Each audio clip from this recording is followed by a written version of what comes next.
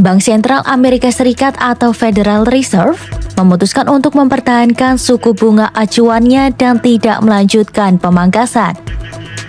Pengumuman ini disampaikan oleh Ketua The Fed Jerome Powell pada pertemuan yang digelar di Washington Rabu 28 Januari 2026. Ia menyebut suku bunga tetap dipertahankan di kisaran 3,5 hingga 3,75% setelah sempat diturunkan 3 kali sepanjang tahun 2025 lalu.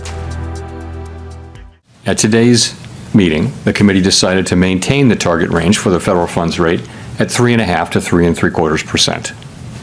Since last September, we have lowered our policy rate 75 basis points, or 0.75 percentage point, bringing it within a range of plausible estimates of neutral. This normalization of our policy stance should help stabilize the labor market while allowing inflation to resume its downward trend toward 2%, once the effects of tariff increases have passed through.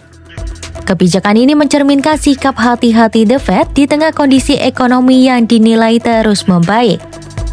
Powell menyampaikan bahwa prospek ekonomi Amerika Serikat menunjukkan perbaikan yang jelas dibandingkan pertemuan terakhir pada Desember 2025.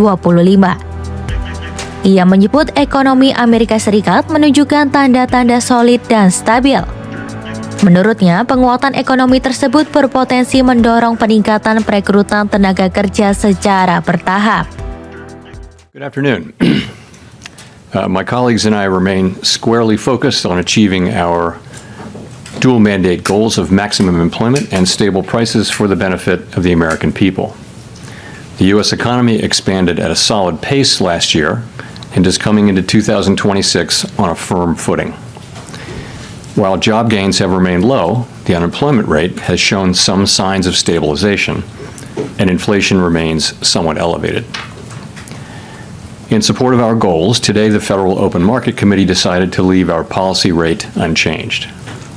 Having lowered our policy rate by 75 basis points over the course of our previous 3 meetings, we see the current stance of monetary policy as appropriate to promote progress toward both our maximum employment and 2% inflation goals.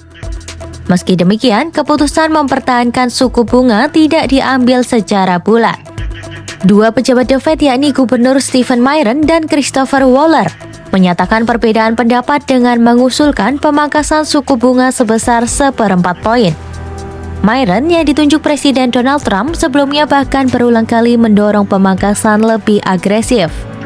Sementara itu, Waller disebut-sebut masuk dalam bursa kandidat pengganti Powell yang masa jabatannya akan berakhir pada Mei 2026 mendatang. Secara keseluruhan, 8 dari 10 pembuat kebijakan The Fed mendukung keputusan menahan suku bunga. Usai pengumuman ini, pelaku pasar memperkirakan peluang pemangkasan suku bunga baru akan terbuka pada pertengahan tahun dengan kemungkinan paling cepat pada bulan Juni 2026. Pertemuan kebijakan ini berlangsung di tengah tekanan politik yang belum pernah terjadi sebelumnya terhadap The Fed.